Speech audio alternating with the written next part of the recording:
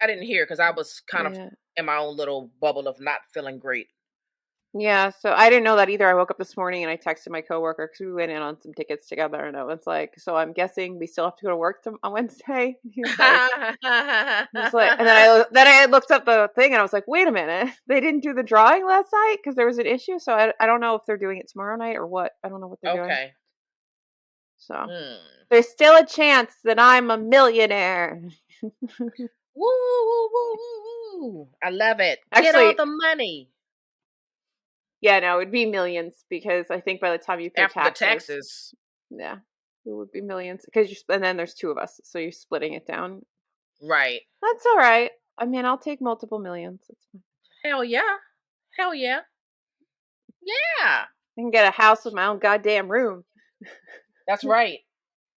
That's right. I love it. I can get a whole she Mm. shack, not even a shed, whole she shack. A she mansion, or at least a mini McMansion, a she mini McMansion. Mm-hmm.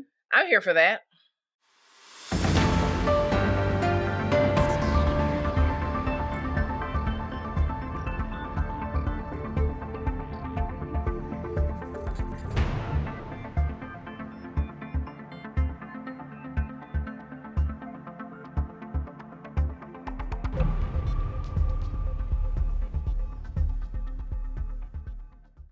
Yeah, I'm here for that. girl can dream.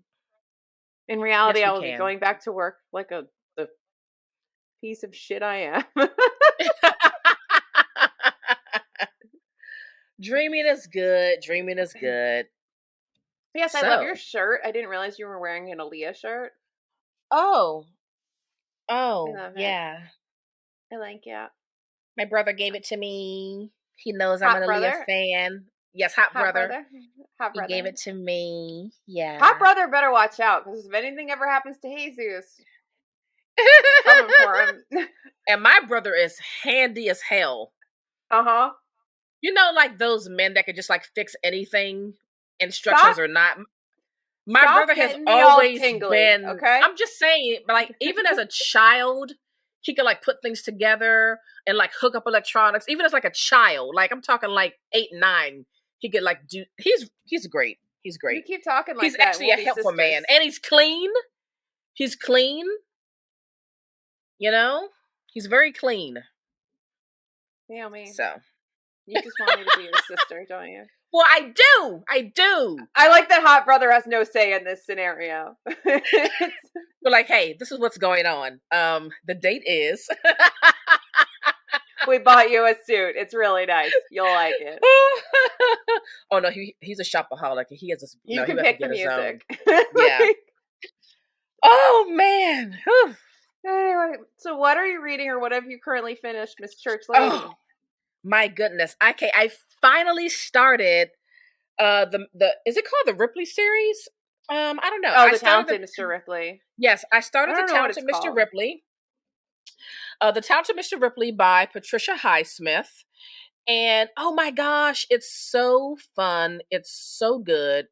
And yes, it is called the Ripley series. And there are five primary books, which I have them all. Mm-hmm. And I'm really loving it. Like we start off and we're already into the action. And it already lets the reader know like whatever is going on with Tom, it's a lot because we're Mm-hmm. already into like his anxiety of him thinking he's being followed by these people. We don't know who these people are yet, but she keeps dropping these breadcrumbs that kind of lead us into finding out like who Tom is, what he's about, what he's into. She's just like sprinkling these breadcrumbs here and there. And I love how she's like kind of drawing that out. I'm enjoying this so far. I'm only 51 pages in, but I think this may be a favorite. I'm liking the vibe and the mood. I'm enjoying the pacing of the story. I'm already very intrigued by Tom. He's quite the character. He's also like kind of like shifty. He feels a little sinister in a lot of ways, and also, I don't know, like a really think of a highly produced video, but like scam. He's like a highly produced scam artist. That's what he's feeling like to me. Like he picks up on what people want to hear, and he does that. He gives that to you. Like he's really reading the mark, and whatever he's Hmm. getting from that reading of the mark, he's like transforming himself like on the fly to like fix and like give that person what they need so that they trust him. He is Hmm. like shifty, and I love it. I love it. I So have always heard about that series and I've never read it, and I'm very curious. So I can't wait to hear your final thoughts on it. And so I yeah. might feel like, Naomi, please thrift them. Because whenever I try to find Patricia Highsmith at Barnes and Noble, it's like not there. I find Barnes and Noble very frustrating around me. I don't know if other people feel the same way, but like a lot of the books that I want aren't there. Now, are you talking? So first of all, I looked up, right? I Hmm. This was right after you came to visit me, and I had to go back to Of McKay like course. that very next weekend. And when I Hmm. went, they had three of the five in the series, and I ordered the last two on Aid Books. But they had like a lot of Highsmith. So I feel like if you're looking for backlist, it's harder when you're looking at Barnes and Hmm. Noble. Is that what you're talking about? Yeah, but like Patricia Highsmith is in there. Like, so mm, the one we go to the most is I don't think that any Barnes and Noble that I go to is local, but the one we probably go to the most, they have like a little section. They have like one row that is split into like three sections. It's like classics, Mm-hmm. um, queer, and like something else. Right. Um, and she's usually in there Mm-hmm. somewhere. And that little like row is usually where I find Patricia Highsmith. I never find her like in any other sections in the store. And Right. it's like collected works or like specific. Um it's not a robust selection because it's only a handful of shelves. And you've Right. got a whole bunch of different people that are, and classics aren't just like Jane Austen. It's like a whole mismatch of classics from like Nancy Mitford to like Jane Mm-hmm. Austen kind of thing. And I don't know, I just find it frustrating. I find bookstores now really frustrating, I think because I don't have any indies by me. And like a limited selection in indies doesn't bother me as much. Does that make sense? I don't know. I Yes, feel it like you does feel like because it's a they're an small book. indie. They're working with less as it is. Yeah. So they And have like to really like they have to have a very highly specific curated selection of books so they can't get everything they yeah. probably want to get. Yeah. And like I know we have a used bookstore, or we did not too far from me, and it's still far, but like not too far from me. But I don't remember it being very good when I went the last time, but now I'm so much more invested in like literature, if that makes any sense. And like Oh, I yes, it does. might Absolutely. I might be I might find more stuff there if I went, but I don't even know if it's still open because I haven't looked since COVID and everything. So many things, Yeah. are gone post COVID. So, Yeah, but anyway, unfortunately. so I have a nonfiction book for us. So I read The Facemaker not too long ago by Lindsay Fitzharris, and this was phenomenal. I This is about one particular surgeon, and yep, and the work that they did during World War I in terms of reconstructing people's faces and trying to give these returning uh, soldiers some semblance of a normal life, because there was a lot of stigma attached to coming home, and there were all these wounds that they had never seen before. And this surgeon really pioneered facial plastic surgery. And what was remarkable to me was one, some because I used to work with a facial plastic surgeon, so like there are some things that basic stuff in terms of like reconstructing a nose, and the way that he's figured out how to do that really is being used today. And it's watching how it was kind of pioneered and perfected was really interesting for me specifically Mm. on a personal level.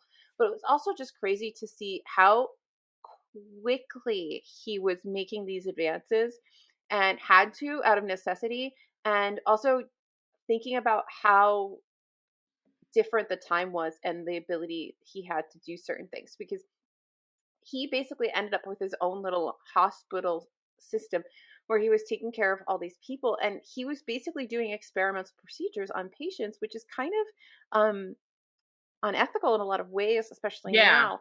But he was doing these on what was actually like a large number of people, so he was able to perfect a lot of techniques. And by the sort of the end of the story, and after a few years, like you could see how he went from like point A to point B, and the amount of progress that was made in a relatively short period of time simply because there was like the need, there was the system in place to facilitate it, and there was a large body of people that he could work on.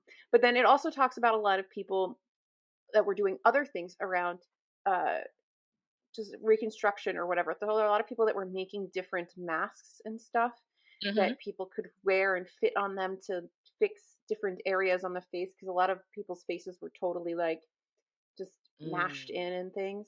And um it was just very, very fascinating.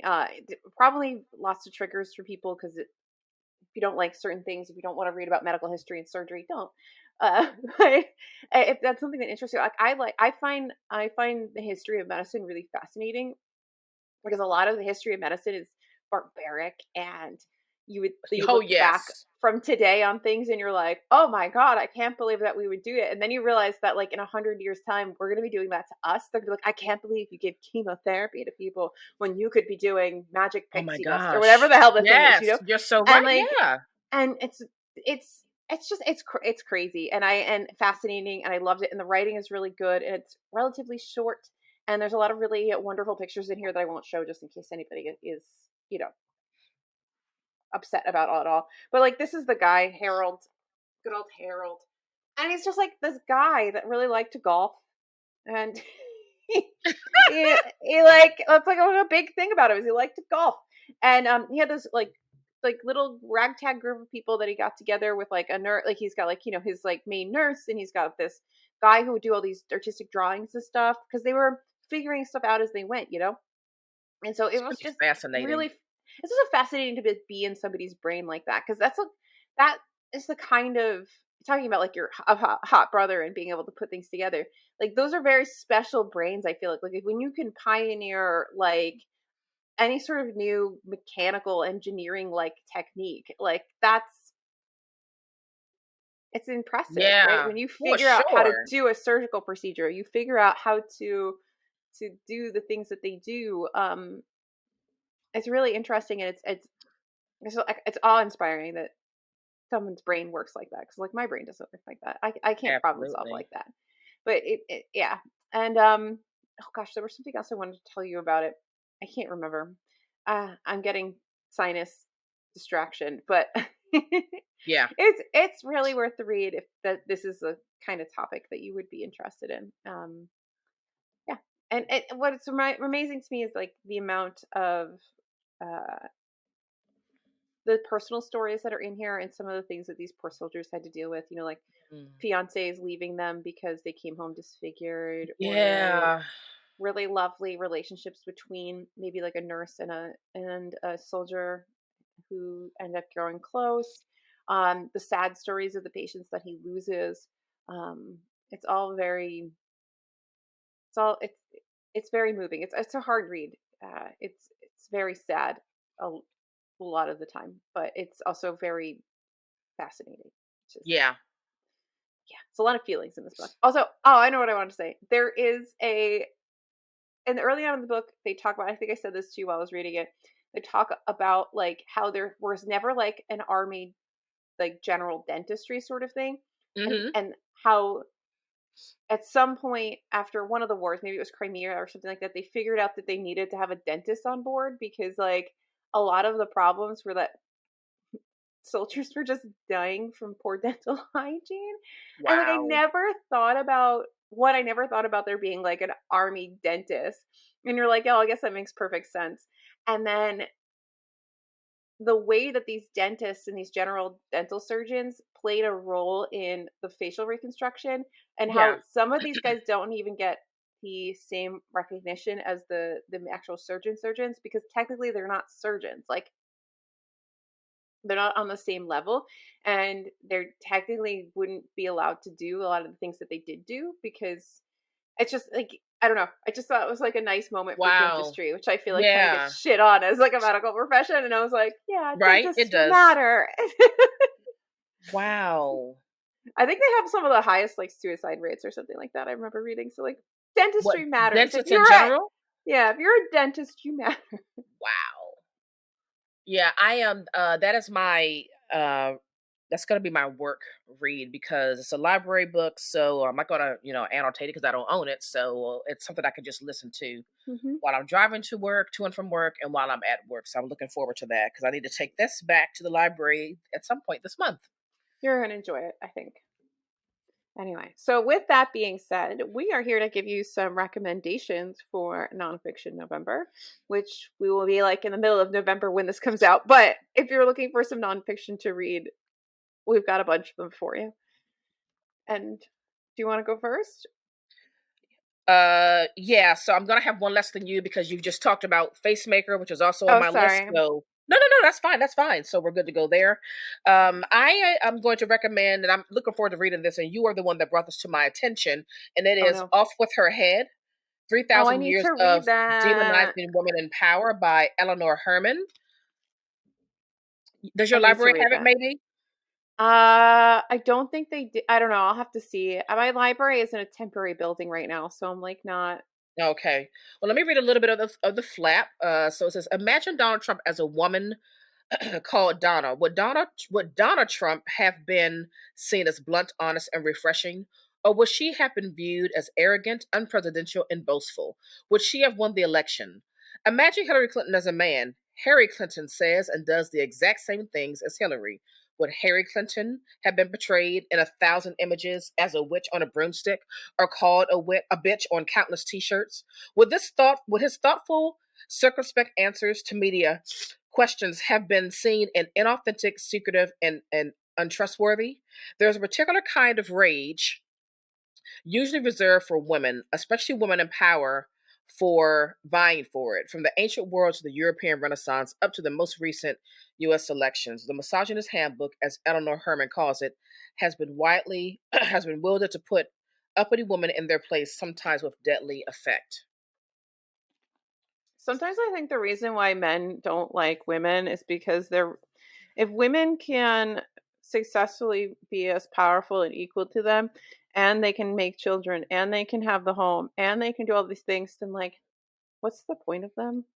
Right, Like they get like pushed out, and I think like it's just think about how threatening that is. right. And so that and again, that is Off with Her Head, 3,000 Years of Demonizing Women in Power by Eleanor Herman. I need to find that damn book already. Anyway, And just so you know, I your video has disappeared briefly. ah, my video's being annoying today. Hopefully, I come back. But I'm gonna move to something that we're both reading this month, and hopefully that'll Okay. even out our numbers. And that is Teaching White Supremacy. That should even out our numbers. This is by It Donald doesn't. Yakavone. Oh shit. Okay, I tried. So we're reading this together. Yeah, I know, but that takes another. Oh shit, that takes another one off your That's list. fine. Shit. Okay. That's Anyway, fine. math is not my strong suit when my sinuses are going. So this is was love. Thankfully, takes a great. Thank you, Pantheon, for sending this to us. I Yes, can't. thank you, Pantheon. I can't talk. So, this is a powerful exploration of white supremacy, past and present in America, how our democratic principles developed out of it, and how generations of our nation's most hallowed educators and their textbooks have insidiously fostered racism at all levels of learning, from the years of colonization and the Revolutionary War to the 1800s to today's questioning 21st century. So, we're just super psyched for this. First of all, it's So beautiful. Second excited. of all, like, I feel like this is something we talk about a lot, and this is something that, Mm-hmm. in retrospect, I know I particularly have looked back as I've been doing more research and reading more nonfiction, and I don't know, not and moving away from my right wing childhood. Mm-hmm. I'm realizing how much or how many like almost like half truths have been told to me. Let's put Right. it there, like because we will talk about something like the Trail of Tears, but we won't really talk about the Trail of Tears. Does that make sense? Right. Like Oh we yes. like they're whereas the Revolutionary War, they would go on for weeks. So it's yes, it's just I'm fascinated. I can't even think words. I'm just Yeah. so curious to read this, and I feel like this is gonna be like a lot of like yeah, like head nodding. Yeah. Like the Like you're moment I saw you're it on the damn list, straight. I was like, oh yes, gotta get that one. So we will be reading Hmm. this and discussing it on a future episode. So stay tuned for that. But we are pumped to read this book. Do you want me to do a second one so we can even out? Sure. I still feel like we have two on here that are the same, two more that are the same. I don't Maybe, know. maybe Okay. not. So I have The Divorce Colony by April White. Ooh. This was sent to me by Hachette a while ago, and I haven't gotten to it yet. So this is about, it's very short. It's about this town in, oh God, South Dakota, in Sioux Falls, South Dakota, where in the 19th century, women could go there and more easily divorce their husbands. And so there was this like colony of divorced ladies that in like the 1800s just living in South Dakota, living Mm, their best freaking lives. And I'm like, how have I never heard of this? I need to know more about this. Like wow. that's basically it. And so this is being read this month for sure. And if you've read this, I want to know what you think. We need to discuss. This just sounds That sounds fascinating. really good. But of course, I mean, the sad part about this is that it's going to obviously be women of a certain income bracket, women with privileges, women that Hmm. are my color that are getting these divorces, because I'm sure there's Right. a element of you have to be able to afford to go all the way out there just to get divorced. But we'll see how it Right. goes. That's I can't go exciting. back. I can't go back and change history, even if I think it's sad. So Yeah, but it's just it's still that's an a interesting idea though. yeah, because you just don't think that women had that kind of power, and I guess they kind of did, Yeah, yeah. at least in one moment, like one space in time. Right, Mhm. exactly. All right. My next one is The Devil's Highway, a true story by Luis Alberto Uria. And this says in May 2001, a group of men attempted to cross the Mexican border into the desert of southern Arizona through the deadliest region of the continent, the Devil's Highway. 3 years later, Louise writes about what happened to them. The result, I don't need to read that part. I hate when there's not like just a clear synopsis, but it's very short, so that's what it is. Um, I picked this up on a whim at a library book sale. I've never heard of it before, never heard of this author before, but anything about the U.S. border is kind of intriguing to me, Mhm. and what happens and what has happened along that border. So I'm hoping I can really get to this this month. So this is still very topical and current, right? We're still I think talking it's about the gonna be for border, a long and time. yeah, exactly. I mean, until they fix immigration itself and all those things, it's going to be an issue. So I'm looking forward to reading this and to see what happened with this group of men who attempted to cross this border in May 2001. Well, I'm just realizing that I have a ton of old arcs. I have so many nonfiction books from publishers, so there's gonna be a lot of thinking going on as we go through this. You're gonna see a theme, I think, eventually as we go through all these. But all right, so from St. Martin's, I was sent a while back. This came out in August. How to Be Authentic: Simone de Beauvoir and the Quest for Fulfillment. And this is an introduction to the philosophy of Simone de Beauvoir and how it relates to modern life. So it's a sort of, it's not her writing, but it's someone writing about her writings, if that makes sense. And I Yes. read my first Simone de Beauvoir book, I think earlier this year or end of last year, and I really, really enjoyed the writing. So when I was offered this one, I was like, I have to try this. So I'm really Yeah. excited to get into this one. I think it's going to be interesting. And I love the cover. I think it's The really cover's pretty. awesome. And as we all know, I'm terrible at reading my arcs. They do get read eventually, but it's eventually going to get read. But I do think it's going to be a really fascinating read, and yeah. I like it. Hmm. I like it. All right. My next one I is Fairy. Oh, what were you going to say? I just trying to think of what we could have any more in here that's the same. Anyway, keep I going. don't know. I'm looking at two that we're going to be reading together. All right, You're go. like, what are they? All right. My next one is What did I Fairyland. agree to? Something. Some things. Okay. Fairyland, a memoir of my father by Alicia Abbott. I Ooh. think I heard about this from maybe the Book Riot podcast last year. Um, So this is a beautiful, vibrant memoir about growing up motherless in the 70s and 80s San Francisco with an openly gay father. After his wife dies in a car accident, bisexual writer and activist Steve Abbott moves with his 2-year-old daughter to San Francisco. There they discover a city in the midst of revolution, bustling with gay men in search of liberation, few of whom are raising a child. Steve throws himself into San Fran's vibrant cultural scene. He takes Alicia to ruckus parties, pushes her in front of the microphone at poetry readings, and introduces her to a world of artists, thinkers, and writers. But the pair live like nomads, moving from apartment to apartment with a revolving cast of roommates and little structure. As a child, Alicia views her father as a loving playmate who can transform the ordinary into magic. But as she gets older, Alicia wants more than anything to fit in. The world, she learns, is hostile to difference. And that is That sounds really Fairyland, a good. Memoir of My Father by Alicia Abbott. Also sounds sad.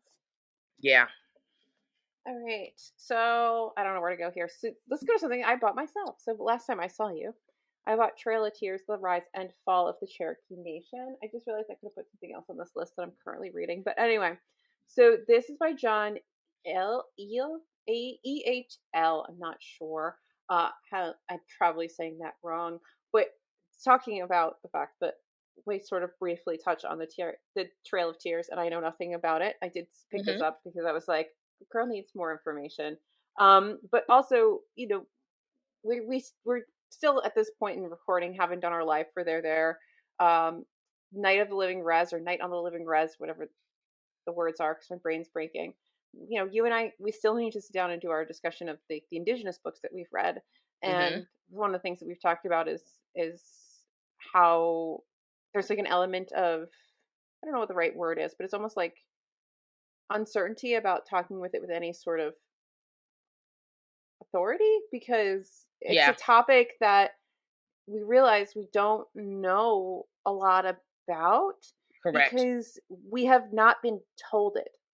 Yep. It highlights the fact that the whole history of the indigenous people, especially in this country, has been like eradicated from our understanding.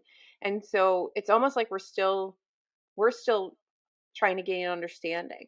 So how do we talk with respect and reverence Exactly. that it requires? So yeah, so this is something I definitely have to get to sooner rather than later, because I think it's going to be a really important read. And yeah, oh, Yeah. there's lovely drawings in here, Oh, and it's gonna be wow. sad. It's gonna be really sad. And then Yeah. the things, oh, it's just gonna be really sad. Anyway, sorry, I'm just looking at it and being sad. So yeah, Trail of Tears. Do you ever Oh. so just to be depressing for a second, so because I'm an emotional creature. So just made me think of yesterday. They announced that they were doing a walk of honor at work. So like when somebody passes and they donate their organs, when they go to the OR to like get those organs, like we line up in the hallways and we like there's a walk of honor for the family and the body and everything. I've And seen it like on TikTok and it always destroys me. it's like I can't go to them because it makes me like just talking. I was explaining it to somebody yesterday when they called it overhead. I was like, you should be like, I started like choking up. I was like, I have to stop. Girl. So Yeah. staring at that book just gave me that same feeling where I was like, I get to go over there for a second because I'm gonna be You're upset. gonna be a mess. Yeah, so like that's gonna hurt me a lot, I think. But I think it You're should gonna hurt be a me. So mess. Yeah. it should be hurting me. Absolutely. Absolutely. I have to look for that book. Yes, you do. I have to look for that We book should for read it sure. together. We should. All right, my next one. I finally found a copy of this, and this is "Say Nothing: A True Story of Murder and Memory in Northern Ireland" by Patrick Radden Keefe, whom I absolutely adore. He's a fantastic journalist, and all right, so this is in December 1972. Jean Jean McConville, a 38-year-old mother of 10, was dragged from her Belfast home by masked intruders, her children clinging to her legs. They never saw her again. Everyone in the neighborhood knew the IRA was responsible, but in a climate of fear and paranoia, no one would speak of it. So it says this mesmerizing book on the bitter conflict in Northern Ireland and its aftermath uses the McConville case as a starting point for the tale of a society racked by a violent guerrilla war, a war whose consequences have never been reckoned with. from racial and impetuous IRA terrorists such as Dolores Price, who was planting bombs and targeting informers when she was barely out of her teens, to the spy games and dirty schemes of the British Army, to Jerry Andrew Adams, who negotiated the peace but betrayed his hardcore comrades by denying his IRA path.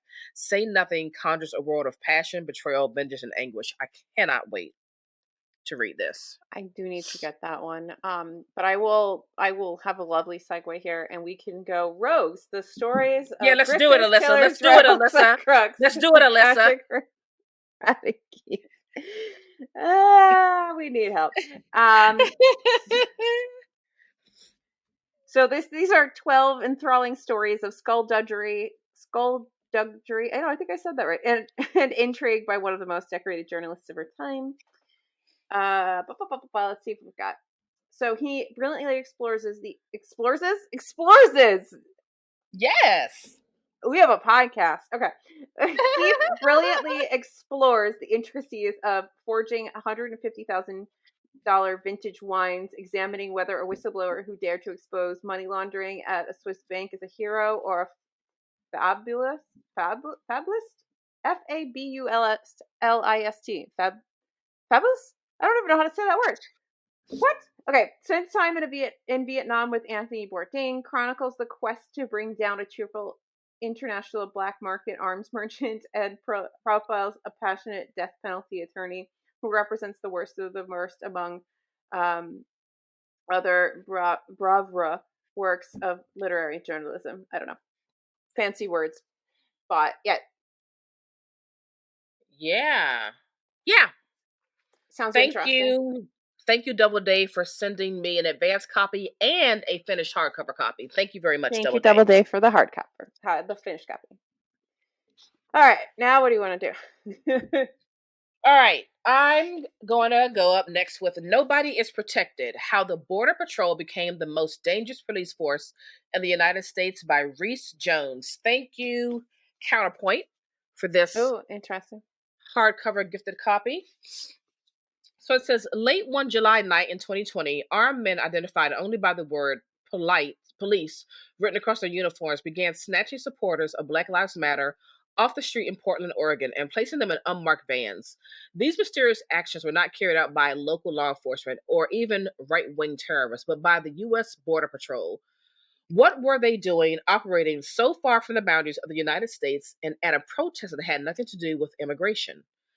Nobody's Protected is the untold story of how, through a series of landmark but largely unknown decisions, the Supreme Court has drastically curtailed the Fourth Amendment of the Constitution in service of policing borders.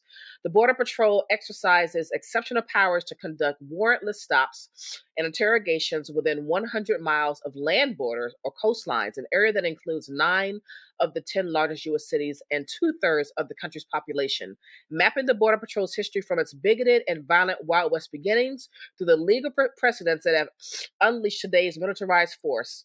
Guggenheim Fellow Reese Jones reveals the shocking true stories and characters behind its most dangerous policies, with the Border Patrol intent on exploiting current laws to transform itself into a national police force. Understanding their influence and history has never been more important. I think this is going to knock my socks off.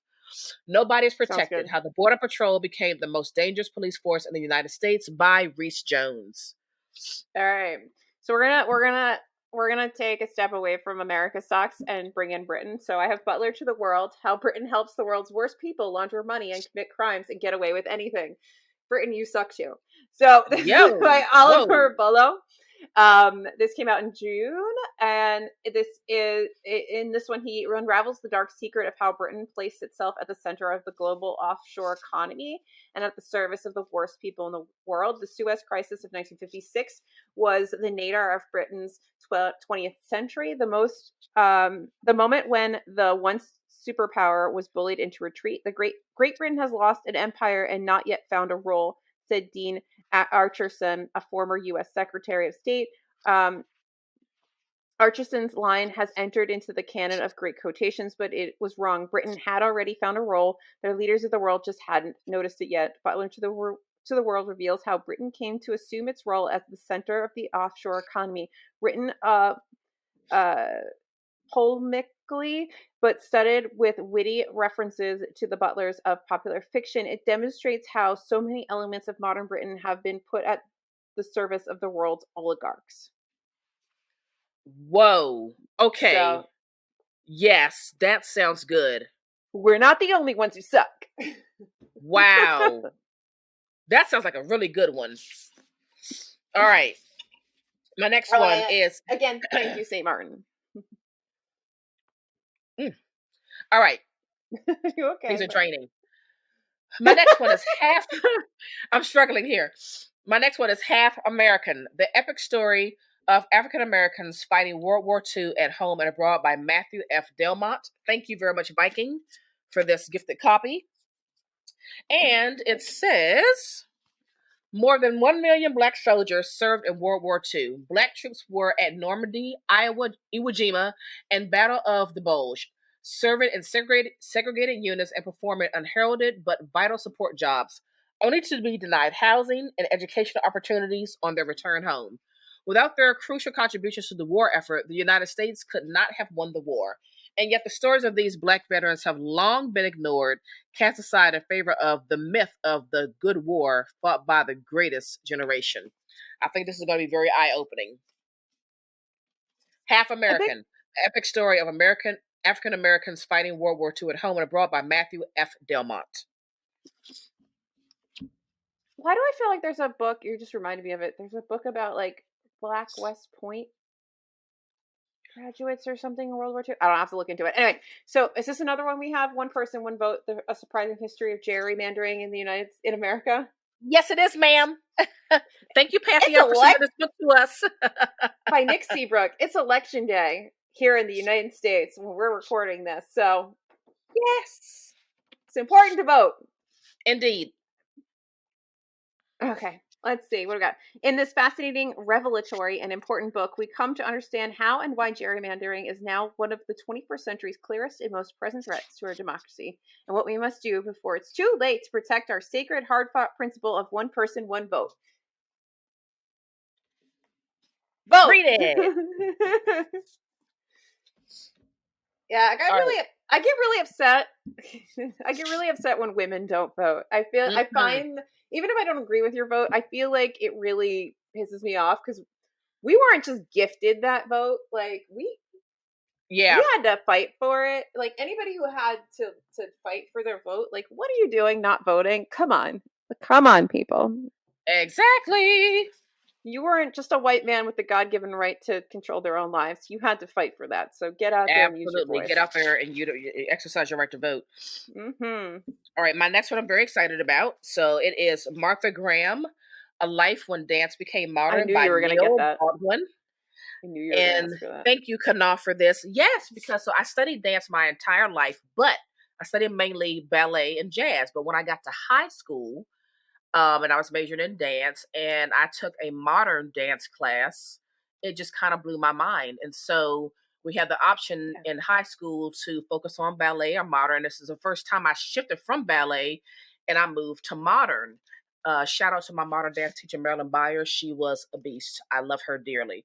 So Martha Graham, we always learned about and always watched modern dance.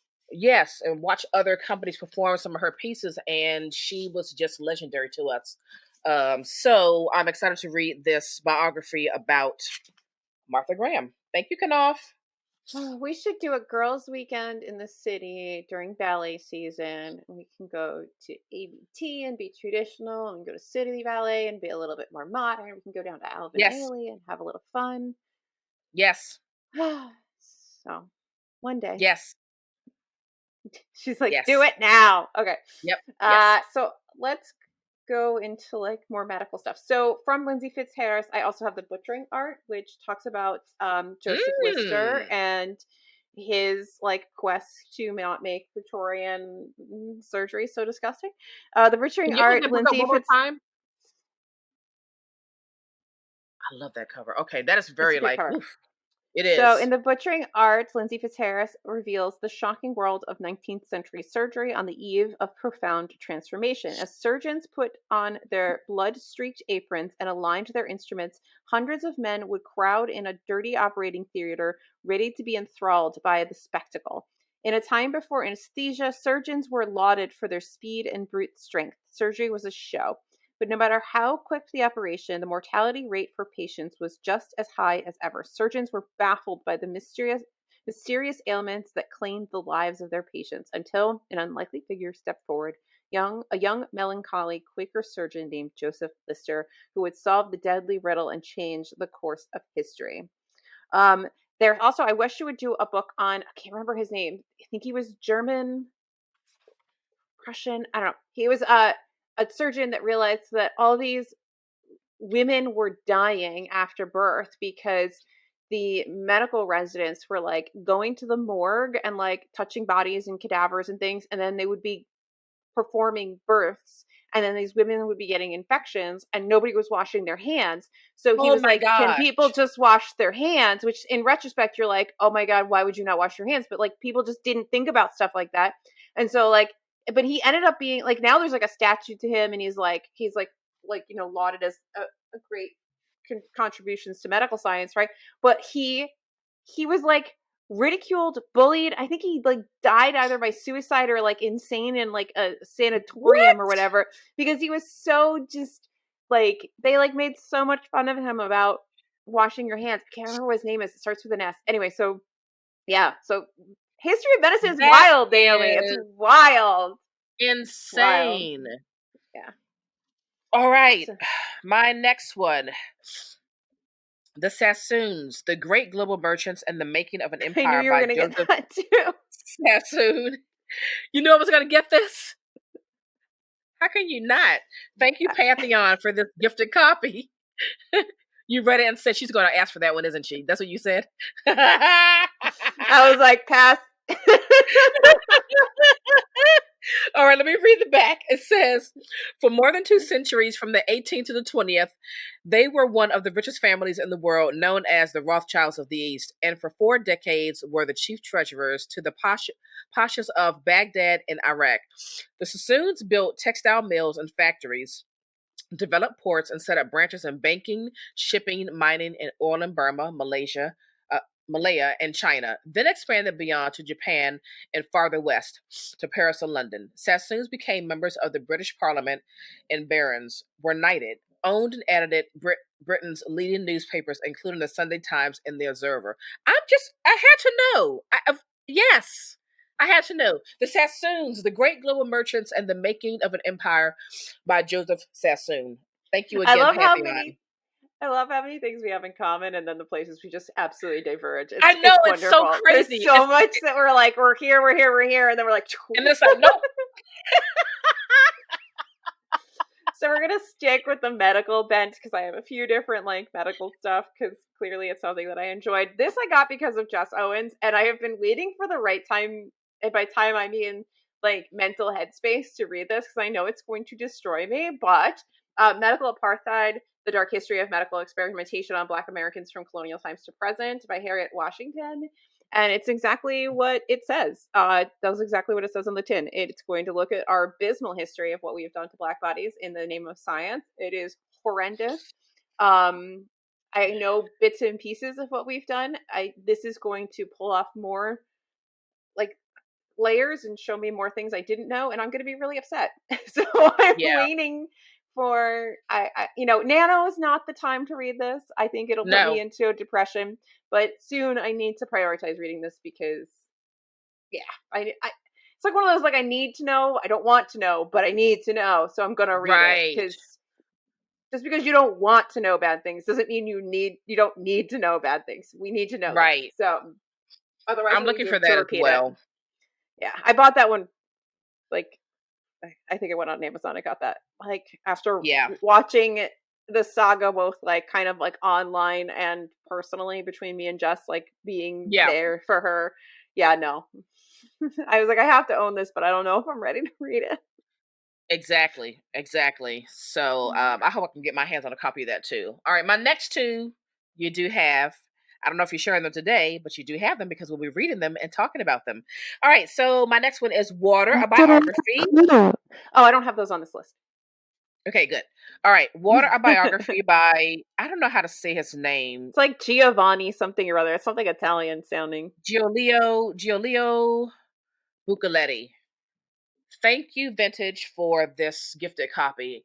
I've never It's been a so excited to read beautiful about book. water. It is a It is really beautiful. beautiful book.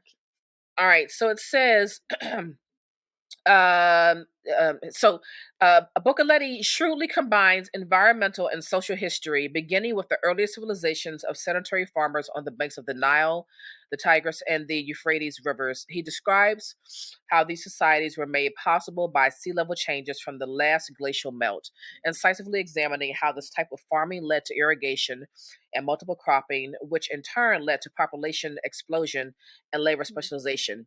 We see with clarity how irrigation structure informs social structure, inventions such as the calendar sprang from agriculture and necessity, how in ancient Greece the communal ownership of wells laid the groundwork for democracy, how Greek and Roman experiences with water security resulted in systems of taxation, and how the modern world as we know it began with a legal framework for the development of water infrastructure. Water, a biography, richly enlarges our understanding of our relationship to and fundamental reliance on the most elemental substance on earth. Water, a biography by Giulio Boccoletti. Thanks again, Vintage. I'm so excited to read this. Definitely very, very interesting. No, I don't have this, and I don't have the other one on this. That or Okay. the other one on this list. Because I knew you were going to pick them. Those ones were in my mind, and I knew you were going Okay. to pick Teaching White Supremacy, which I just figured we would have one the same. I didn't think Yeah. about the other ones. So we will get out of medicine soon, I promise. You guys didn't know you were coming here for all the like medical history books, did you? Guess what? You're getting them. Because a lot of things came out this year. I have a lot of arcs, and I'm super excited to read them eventually when I have freaking time. The Story of Medicine Through the History of Transplant Surgery. It's Spare Parts by Paul Craddock. This came from St. Martin's. It came out this May. And it's an original look at the history of medicine itself through the rich and compelling and delightfully macabre story of transplant surgery from ancient times to the present day. Because I think we forget that there were like very, very old and ancient to us successful transplants of certain things, and we forget that really did happen. We think of transplant surgery as one of the medical wonders of the modern world, but transplant surgery is as ancient as the pyramids. With a history more surprising than we might expect, Paul Craddock takes us on a journey from 16th century skin grafting to contemporary stem cell transplants, uncovering stories of operations performed by unexpected people in unexpected places, bringing together philosophy, science, culture, history, and cultural history. Spare Parts explores how transplant surgery consistently tested the boundaries between human, animal, and machine and continues to do so today. Transplant is fascinating. That sounds interesting.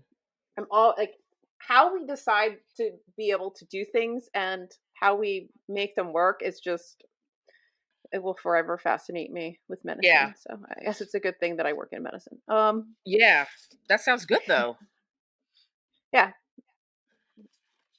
Sorry, the Okay. lighting's getting bad in here, so I'm trying to adjust the camera, but All right. Well, this is hopefully my you can last still see one. me. Oh my Yes, god, this I is have my last one. Well, how many more do you have? I Well, still we have had a lot of 5. because we had a lot. We both had one person, one vote. We both had teacher white supremacy. We both had rogues. We both had facemaker. I have a So, lot of books. Okay, keep going. I all guess right, I'll just bombard you guys with a bunch of shit at the end here. all right. So my last one is Papyrus. The excuse me, I'm draining. I'm so sorry, people.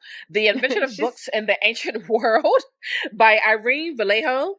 And this is translated from the Spanish by Charlotte Whittle. Thank you, Knopf, for this beautiful copy. Mhm. Again, so excited to read this. Let me tap into the synopsis a little bit. It says, long before books were mass produced, scrolls hand copied on reeds pulled from the Nile were the treasures of the ancient world. Emperors and pharaohs were so determined to possess them that they dispatched emissaries to the edges of the earth to bring them back. When Mark Antony wanted to impress Cleopatra, he knew that gold and priceless jewels would mean nothing to her. So what did he give her? Books for her library. 200,000, in fact. Hello! I would The like that. long, I know, the long and eventful history of the written word shows that books have always been and will always be a precious and precarious vehicle for civilization. I'm just so looking forward to reading this.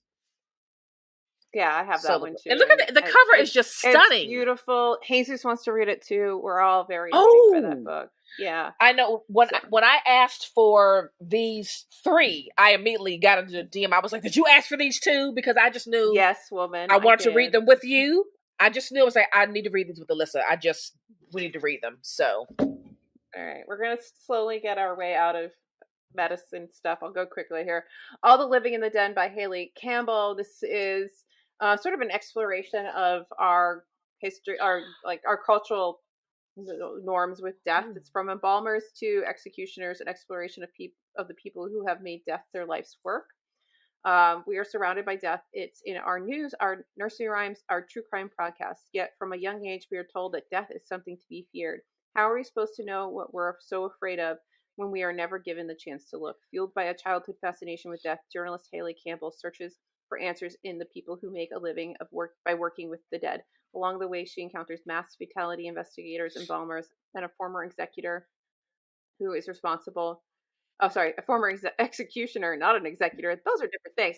Who was responsible for ending 62 lives. She meets grave diggers who have already dug their own graves, visits cryonics facility in Michigan, and goes for late night Chinese with a homicide detective and questions a man whose job it is to make crime scenes disappear.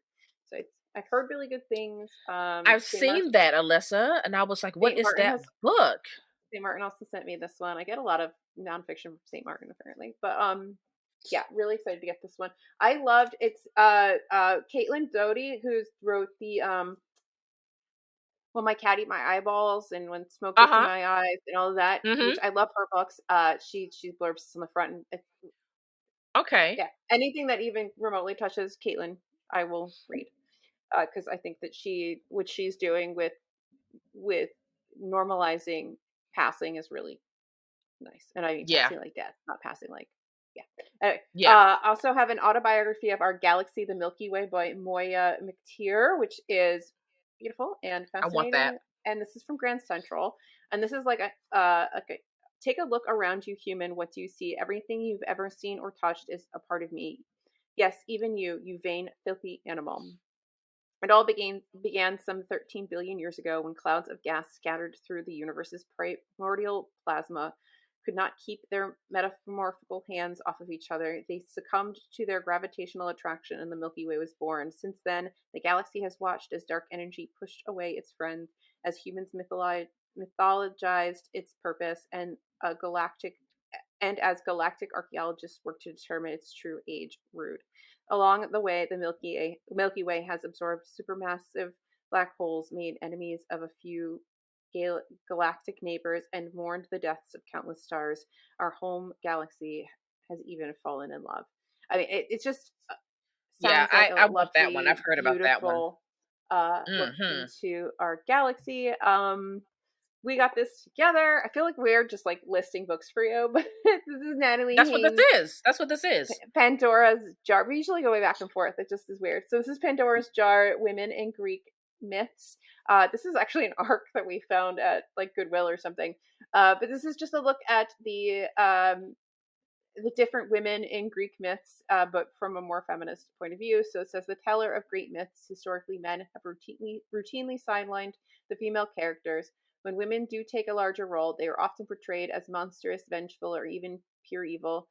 Like Pandora, the woman of eternal scorn and damnation, blamed for causing all the world's suffering and wickedness when she opened the forbidden box.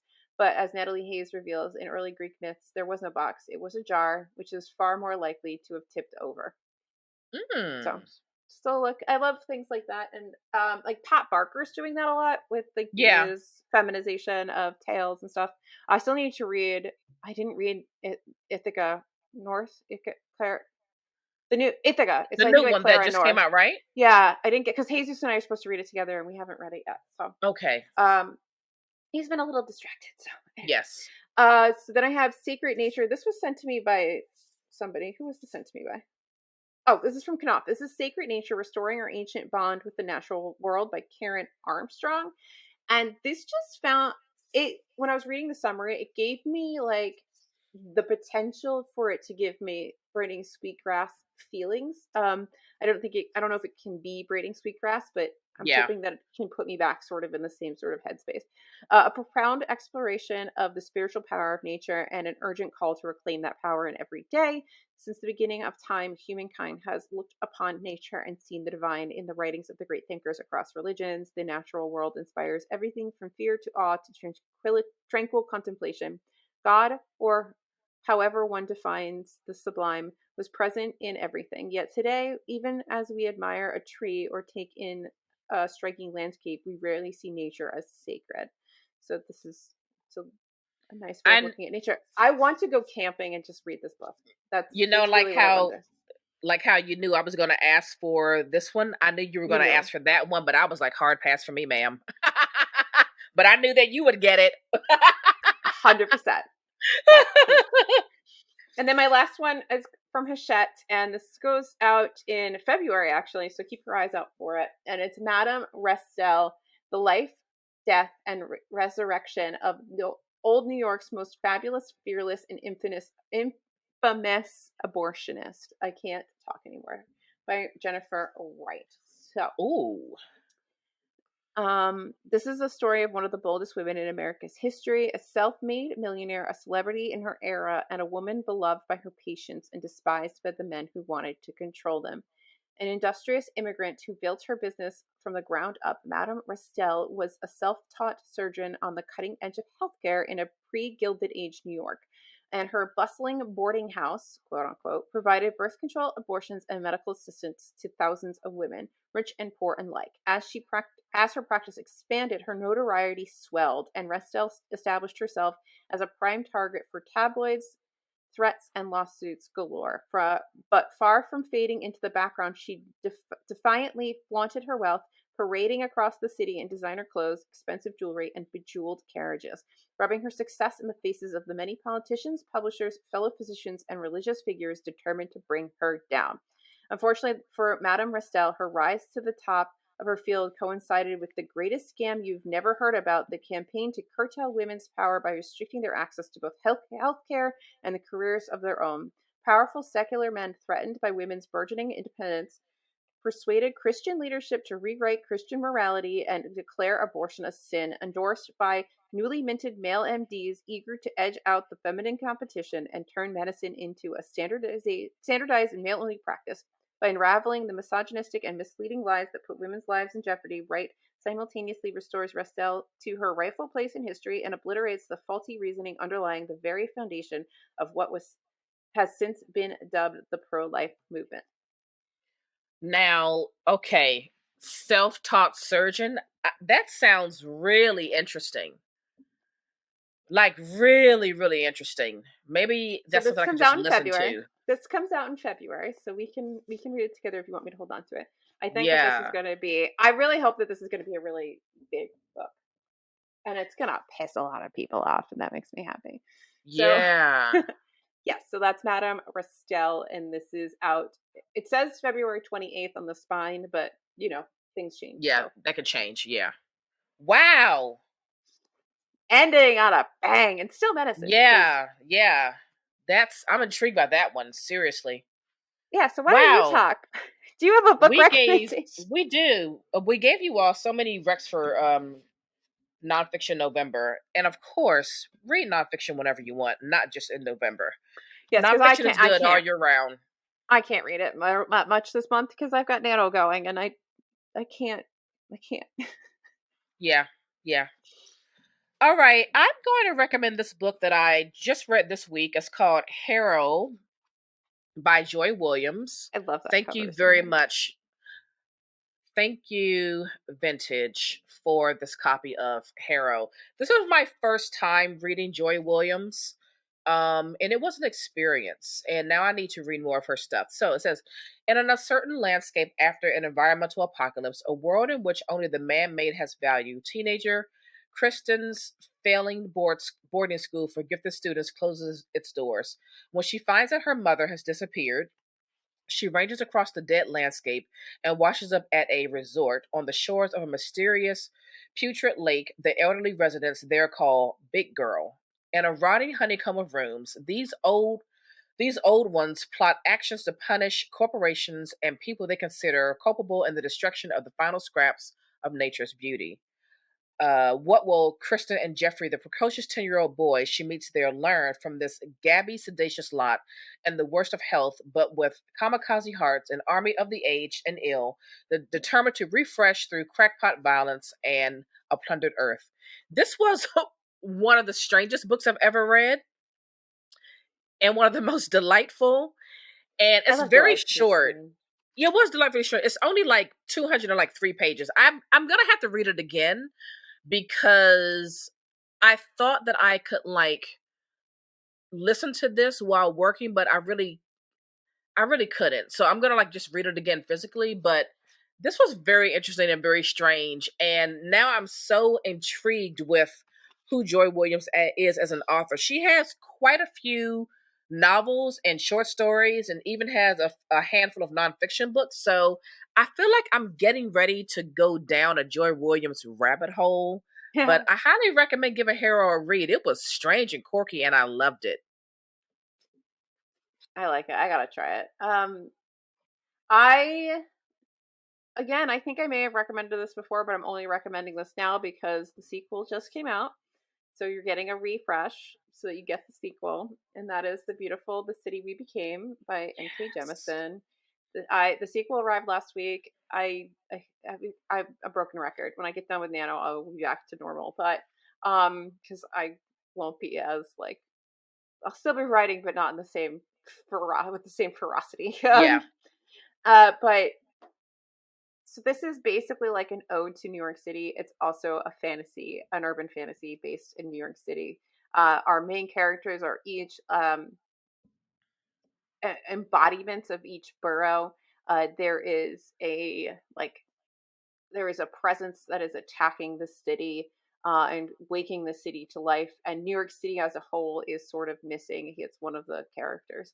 And the boroughs are kind of having to work together or not to find New York City, and they have to eventually take down this force that is coming for them. I think that's the best way I can describe this. Yes.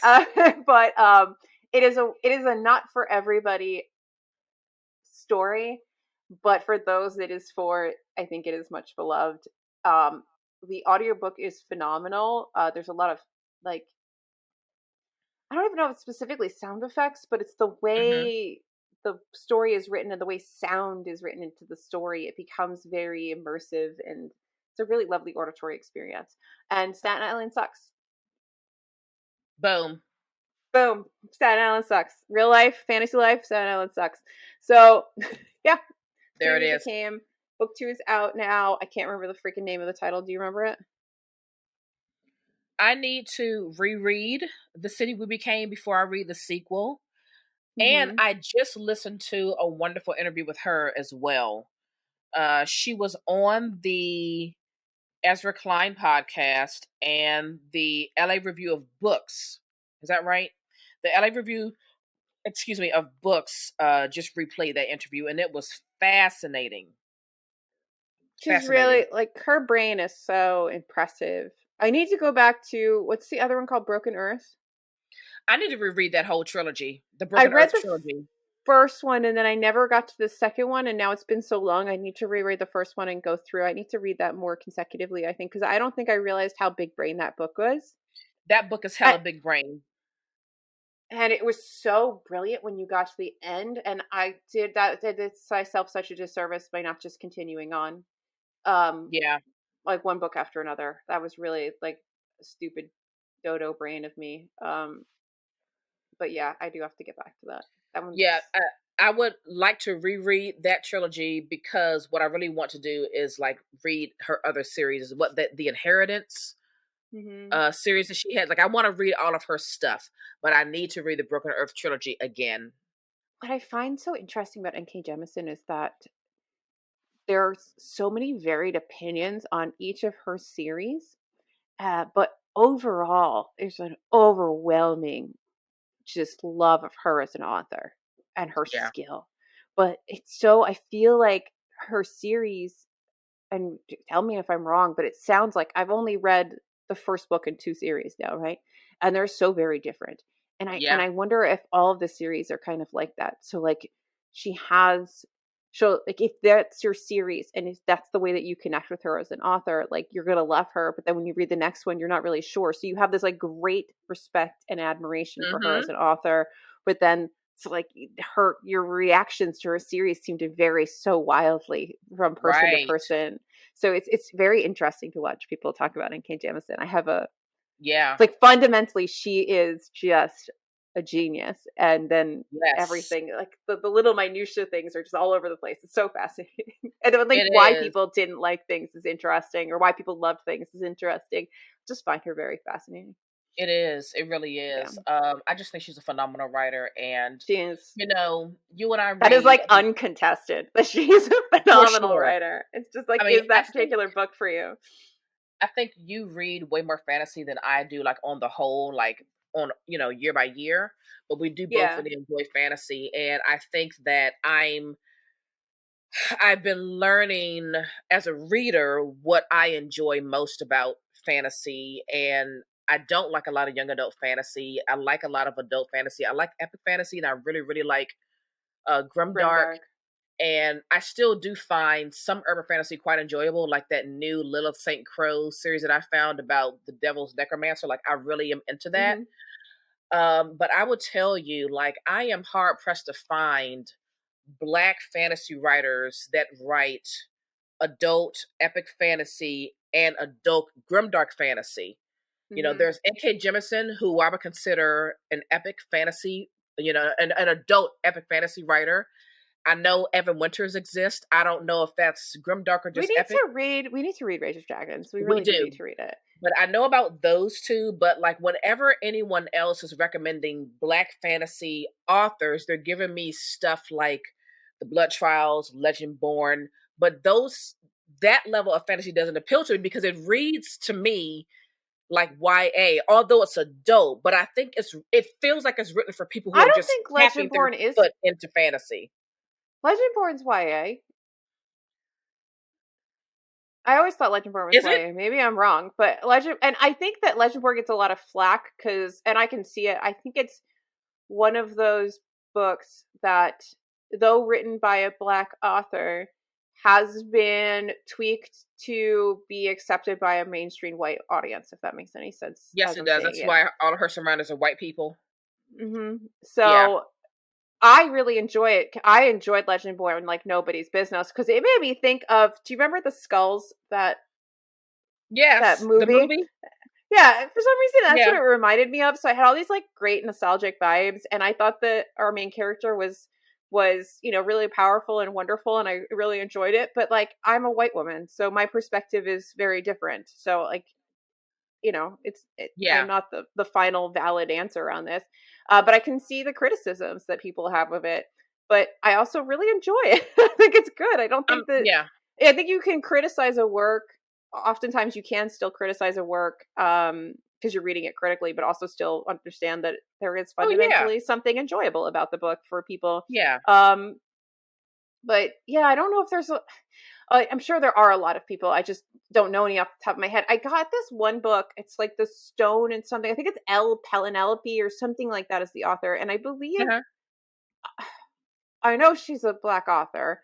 Um, I haven't read it yet, but it became very highly recommended as fantasy, and I picked up a used copy, so we could try that together if you wanted. And I also am Yeah. curious about this book, and I think it's YA, but I'm very curious about it. The Final Strife. It's supposed to be See, very that does not inclusive. appeal to me. That's what I'm talking about. It's That's exactly what very I'm talking inclusive about. from everything from like disability to different like racial kinds of and cultural inclusivity. Yeah. Um, but But yeah, that's no, what I'm there's. saying. Like I can't, like it is so hard. And maybe there Well, aren't you should read. a You know what you lot should of read? You should read The what? Seventh Cadence by I my mean, I friend have it. Jim. I'm gonna read it. I have it. Thank you. Thank you for sending that to me, Emergent Realms.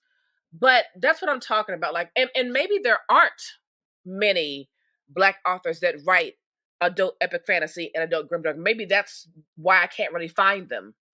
You know what I mean? So, and I keep thinking about why does a lot of YA turn me off? And I'm starting to think it's because like I've already lived that life. Like I have raised two teenagers. I'm not really excited about reading YA things because I've lived the very YA life parenting teenage. You know what I mean? Like it's Yeah, not that's appealing very to me. specific YA things that interest me at this point, and I Yeah. could not tell you specifically what they are, but when I read them, I'm like, "Yep." And it probably all stems back to some sort of nostalgia for my teenage years, and if you hit Mm. onto that, then I will be that's like my guess without actually really thinking too hard about this. Um, Yeah. that's really what it comes down to. I think a lot of times YA is just too formulaic. Like if you read a lot of YA, they tend to sound, at least in my for me, they end up reading all the same. And Yeah. there's the stakes aren't high enough. The in fantasy, like the violence isn't gritty enough, because the stakes aren't Yeah. high enough. Um, you know, there's just a grit to it that's missing for me. I want a And little I bit love more grit. because I'm older. I just spit on my computer. I'm Yeah. older. I want more. I don't just want some decent battle scenes and some good little like flirty tension or whatever, and Well, like it's for the guy to get boring. the It's girl. boring to It gets me. And when we boring get after a to the while. angsty parts of why it's like I have like lived this in real life raising teenagers. It's like I don't want to read this crap in books. But and yes, and I am an older woman, and so I want to read about other things. But then there are these like unicorn of YA writers where I enjoy their work, like a Tiffany D. Jackson, like a Charles Bush, like a Melinda Lowe or Lou or Lowe. Hmm. Like the way they write YA doesn't Low. feel so YA to me, so I can give them a chance. But on the But a lot of the whole, people that you mentioned write a lot of contemporary work. yeah, So yeah. Yeah. But that's on the different too. whole, I'm very turned off by YA. And like, look, if you're a YA reader, don't get your knickers in a twist about this. Don't get in your feels, all right? We're And two old ladies expressing. nobody's saying don't read YA. What I'm saying is I don't really enjoy YA because I'm an old ass lady and I want to read about things with an older population. And when it Mhm. comes to fantasy, I like my fantasy super dark, super gritty, and super like Mhm. intricate. And I don't find you get that with YA. Although there are some YA series that I enjoy, it's just not a lot. But if Yeah. you are an an adult high fantasy, epic fantasy reader, or an adult grimdark reader, and you have run across an author of color that writes that, let me know because I have not found them. I feel like I'm an old lady. I've experienced too many things. I need like if you want me to feel something, you got to go a little harder because I'm Yeah, jaded. Like you got to really it's like why I can't read a lot of thrillers anymore. They're yeah, formulaic and boring and I don't like them. If I'm going to read a thriller, I have to not be able to predict the ending. And if I can predict the ending, I want to still be invested in watching you unfold how we get to where I predicted. yeah. And I want you to really F me up. Like I want to be like wowed and at some I'm just Absolutely. like spitting everywhere today. What is wrong with me? I am We're just a hot you're mess. We're a snotty. hot I'm mess. spitting. Welcome to the But podcast. we're a hot mess. But I just want more. I think sometimes what happens when you read a lot of a genre is like once you start to be able to like see all the ways a lot of writing, a lot of movies and story based things are formulaic in some sense.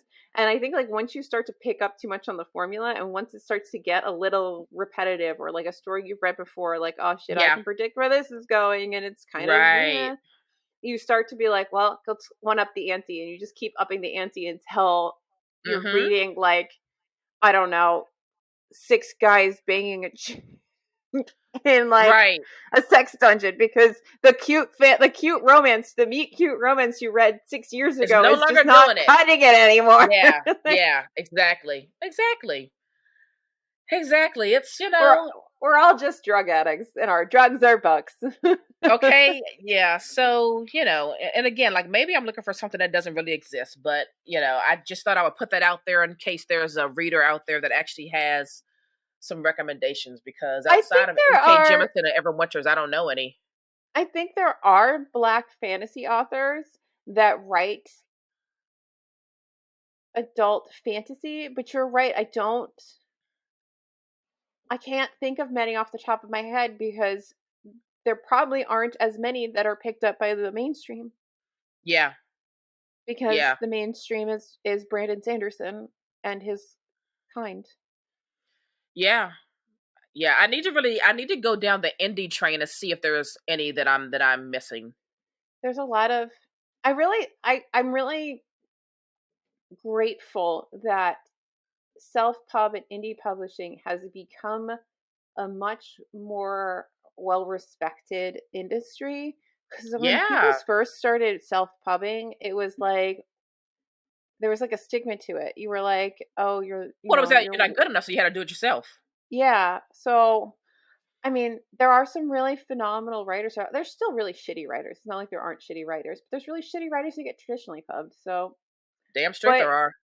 but it's just really nice to see this growing and growing and growing and evolving community of people that are being like, screw you, and I'm going to put my story out because there's some really great stories out there, and they deserve to be read, and I'm glad that they're getting their time. For sure. So. For sure. And read the So seventh cadence already, lady. I know I probably will not get to it until the new year. I'm not even going to pretend like I'm going to read it this year. It's not going to That's happen. fine. It's long. Yeah, it's going to be January when I've kind of cleared the decks for the things that I'm already in the mood to read this month and next month, and it's a lot. Like I am in a mood. I'm in a It's mood. it's good. It's really interesting. I can't wait to see where he goes with it. There's a lot of characters. I'm impressed with what Jim's created, and Yeah. the little novella he just came out with is good too. Yeah, he sent me both things. And by the way, that's my He sent me title. both. That's my title. What's your title? The the title of his new novella. He had me read an early draft, and he was asking me for help with the title, so I helped him title it. That's amazing. I love Mm-hmm. that. I love Jim. Jim's fantastic. We love Jim. I love that so much. Oh, I just realized I have an email I have to answer from him. Shit. Okay, I gotta do that. We need to get him on the show You need to to read the seventh cadence, and we need to yeah, get Jim on the show because Jim is lovely. yeah. I'm into it. I'm And I into like it. what he's doing with this little YouTube channel. It's not a lot of videos, but what he does is very high quality, and I wish he would put out the more. I like his channel. the discussions he's having about the fantasy Yeah, Fresh genre is Strategy. very Yeah, interesting. I have a podcast. Um, I keep saying that. Someone lets me talk into a microphone. yeah. Anyway, so you all have lots of recs for nonfiction. I keep wanting to say nonprofit November. Nonfiction November. Let us know what you I mean, if you want have to donate read, money want to to us, we're read. not going You to. know, let us know. Let us know. We're gonna get out of here because we don't feel good. All right. Thanks for tuning in. Leave us a review. Share this with a friend or two or 10. Or 50, whatever. Chat with us on Instagram.